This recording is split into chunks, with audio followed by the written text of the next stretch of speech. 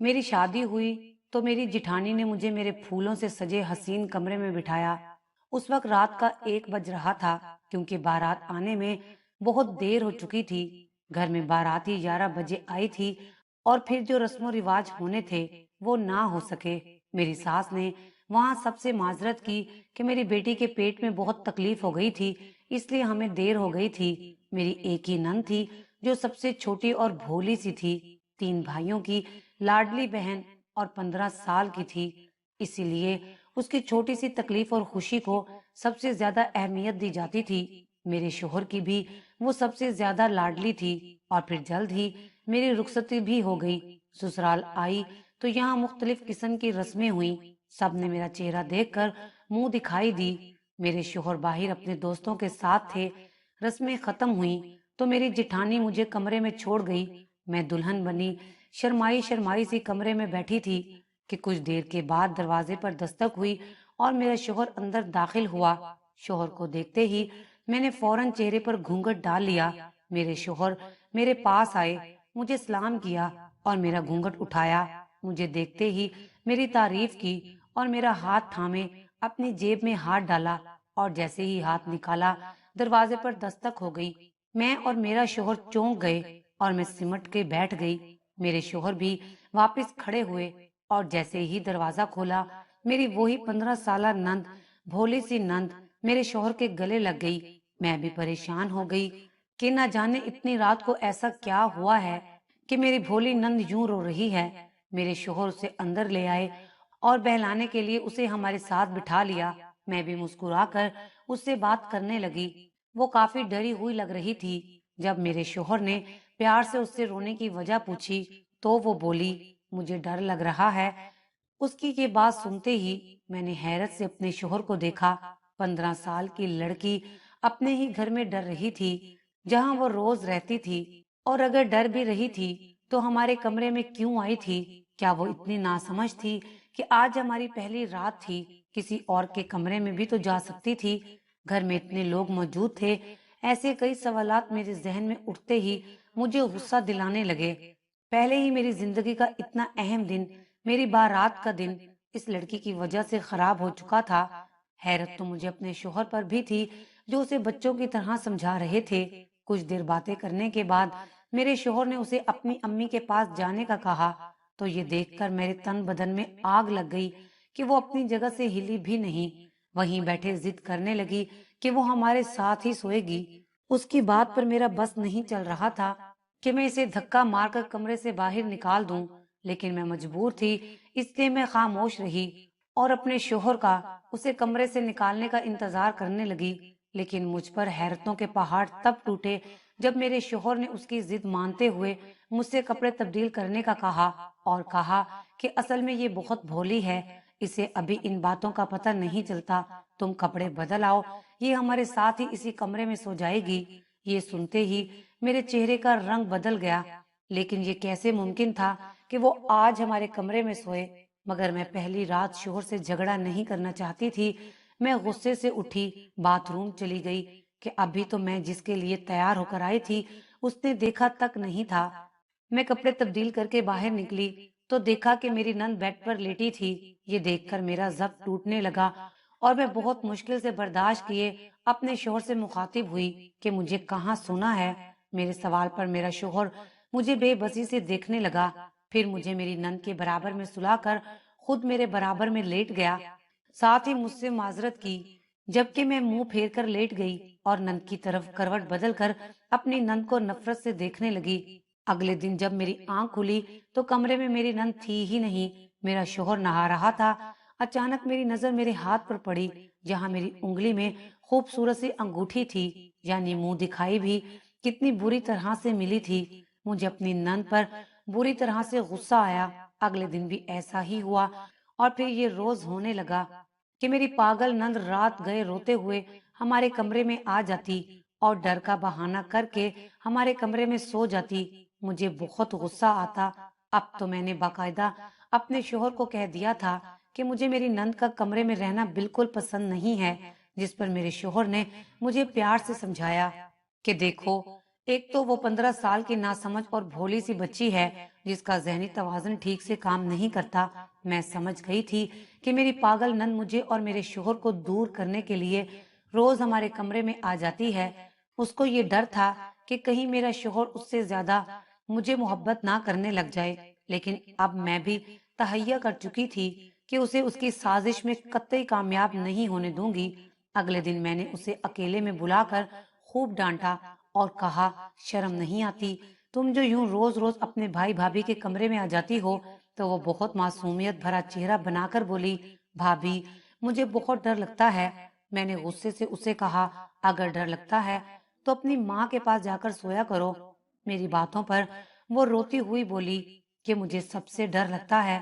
اس کی ڈٹھائی پر مجھے بہت غصہ آیا، پر میں نے بھی اسے جھڑک دیا اور کہا کہ اگر آئندہ تم ہمارے کمرے میں آئیں تو مجھ سے برا کوئی نہ ہوگا، اور ساتھ یہ بھی جتایا کہ میں نے تم سے جو کہا وہ کسی کو مت بتانا۔ وہ روتے ہوئے معافی مانگتی چلی گئی، جبکہ میں اب مطمئن تھی کہ میری جان چھوٹی۔ رات میرا شوہر کمرے میں آیا تو کچھ بے چین سا تھا۔ میں نے اپنے شوہر سے وجہ پوچھی تو ان کے منہ سے اپنی نند کا نام سن کر میرا تو دماغ چکرا گیا۔ ان کو تو خوش ہونا چاہیے تھا کہ اب وہ سکون سے سو سکیں گے۔ میں نے جھوٹی مسکراہٹ چہرے پر سجا کر کہا کہ آپ پریشان نہ ہو، وہ سو گئی ہوگی، پر وہ یہ بولتے ہوئے کمرے سے نکل گئے کہ میں مطمئن نہیں ہوں، اور وہ اپنی بہن کو دیکھنے چلے گئے۔ میرے کلیجے پر جیسے سانپ لوٹ گئے تھے۔ مجھے اپنی نند سے شدید نفرت ہو رہی تھی، جس نے مجھ سے میرے شوہر کا وقت اور محبت چھین لی تھی۔ میں نفرت سے وہیں بیٹھی اپنی پاگل نند کو بد دعائیں دے رہی تھی۔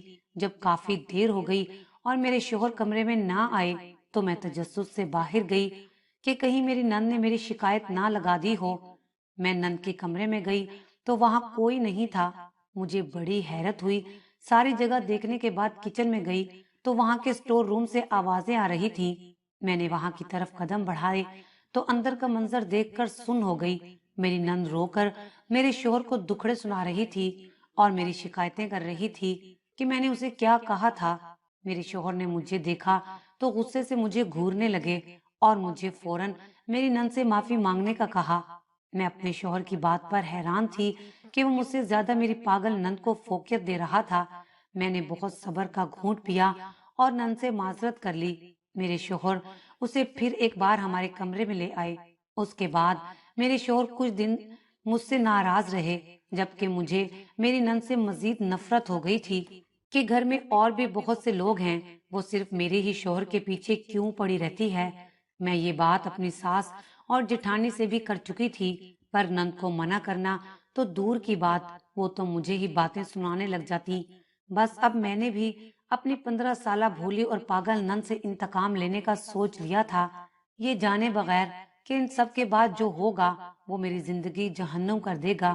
لیکن مجھے تو اب صرف اپنی نند سے ہی بدلہ لینا تھا، جو میرے اور میرے شوہر کے رشتے کے درمیان کانٹا بنی ہوئی تھی، اور جو بھوت دیکھ کر وہ روزانہ کمرے میں آتی تھی، وہ بھوت مجھے ہی اتارنا تھا۔ میں انہی سب باتوں میں الجھی تھی کہ مجھے ایک دم چکر آ گیا۔ میری نند کی بھی طبیعت خراب تھی۔ میرے شوہر نے مجھے صبح ہی اسے ہسپتال لے جانے کا کہا تھا، پر میرا ایسا کوئی ارادہ نہیں تھا، کیونکہ مجھے تو اس کی شکل سے ہی نفرت ہو گئی تھی۔ لیکن اب میری اپنی طبیعت خراب تھی تو میں اسے بھی ساتھ لے کر گئی۔ پہلے میں نے اپنا چیک اپ کروایا تو ڈاکٹر نے مجھے بتایا کہ میں حاملہ ہوں، اور یہ سنتے ہی میں خوشی سے آسمانوں میں اڑنے لگی کہ میں ماں بننے والی ہوں، اور جب یہ خبر میرے شوہر کو معلوم ہوگی تو وہ کتنا خوش ہوں گے۔ میں یہی سوچ کر خوش ہو رہی تھی جب میری نظر میرے ساتھ کھڑی میری نند پر پڑی، اور اسے دیکھتے ہی میری ساری خوشی پانی ہو گئی کہ جب تک وہ میرے اور میرے شوہر کے درمیان تھی ہم خوش نہیں رہ سکتے تھے۔ اسی لمحے میرے ذہن میں خیال آیا، پھر میری آنکھیں نفرت اور خوشی سے چمک گئیں، اور میں نے ڈاکٹر کو بہت سارے پیسوں کا لالچ دے کر اپنی نند کے نام کی رپورٹ بنوا لی، اور پھر نند کا چیک اپ کروا کر اسے گھر لے آئی۔ اب بس رات کو شوہر کے آنے کا انتظار تھا۔ میرا شوہر آیا تو میں نے اپنی شکل روتی ہوئی بنا لی۔ میرے شوہر نے مجھ سے میری طبیعت پوچھی تو میں نے موسمی بخار بتایا، اور پھر میرے شوہر نے مجھ سے میری نند کی طبیعت پوچھی تو میں رونے لگی۔ مجھے روتا دیکھ کر میرے شوہر پریشان ہو گئے اور مجھ سے اس رونے کی وجہ پوچھی تو میں نے تو اپنے شوہر کو روتے روتے بتا دیا کہ سب ختم ہو گیا ہے آپ کی بہن نے ہماری عزت خاک میں ملا دی ہے۔ میری بات پر میرے شوہر ایک دم بھڑک گئے کہ کیا کہہ رہی ہو، لیکن میں نے جب اپنی نند کی میڈیکل رپورٹ اپنے شوہر کو دی، جس کو پڑھ کر میرے شوہر کا دماغ گھوم گیا اور وہ غصے سے پاگل ہو گئے۔ وہ بولے کہ یہ کیسے ممکن ہے، میری بہن کنواری اور بھولی ہے، یہ کیسے حاملہ ہو سکتی ہے۔ میری نند جس کو بخار تھا اس کو چلا کر بلایا کہ باقی سب بھی جمع ہو گئے، اور پھر جو ہی میرے شوہر نے میری رپورٹ میری ساس کو دکھائی تو سب دنگ رہ گئے۔ سب میری پاگل نند کو دیکھنے لگے جو سہم کر سب کو دیکھ رہی تھی۔ پھر میری ساس نے غصے سے میری نند کو مارا کہ وہ کس کا گناہ اپنے پیٹ میں پال رہی ہے۔ تب میری نند نے روتے روتے سب کو بتایا۔ اس کو تو شاید یہ بھی معلوم نہیں تھا کہ ہو کیا رہا ہے۔ ایک لمحے کے لیے میرا دل نرم پڑا، پھر مجھے واپس اس سے نفرت ہونے لگی۔ اب یہ بات گھر میں کسی کو معلوم نہیں تھی کیونکہ میری جیٹھانی اور جیٹھ کسی دعوت میں گئے تھے۔ چھوٹا دیور دوستوں کے ساتھ تھا۔ ساس اور میرے شوہر نے اس بات پر پردہ ڈالا اور پھر 1 مہینے کے اندر اندر میری پاگل نند کی شادی اس سے عمر میں 8 سال بڑے لڑکے سے کروا دی گئی۔ میری نند بھولی ضرور تھی مگر گھر کے کام وغیرہ کر لیتی تھی، تھوڑی بہت بات بھی سمجھ جایا کرتی تھی، اور سب سے بڑی بات یہ کہ وہ خوبصورت انتہا کی تھی۔ کوئی پہچان ہی نہیں سکتا تھا کہ یہ ایک بھولی لڑکی ہے۔ اس کی خوبصورتی کی وجہ سے اس کی شادی ہو گئی تھی۔ شادی کے بعد میرے شوہر نے اپنی بہن سے بات کرنا اور سلام کا جواب دینا بھی بند کر دیا تھا۔ سب ان کے رویے پر حیران تھے کہ وہ تو میری نند کو بہت زیادہ چاہتے تھے، جبکہ میں اور ساس ان کی نفرت کی وجہ سے واقف تھے۔ اور پھر جب واقعی شادی کے 1 ماہ بعد اس کے حاملہ ہونے کی خبر ملی تو میرے الزام پر سچ کی جیسے مہر لگ گئی، اور پھر میں نے بھی اپنے شوہر کو میرے حاملہ ہونے کی خوشخبری سنا دی۔ میرا شوہر بہت زیادہ خوش ہوا، اور اب تو میں بھی بہت خوش تھی کہ اس کے اوپر صرف اور صرف میرا حق ہے، اور میرا شوہر جو پہلے میری نند سے محبت کرتا تھا اب اس کی طرف پلٹ کر بھی نہیں دیکھتا تھا۔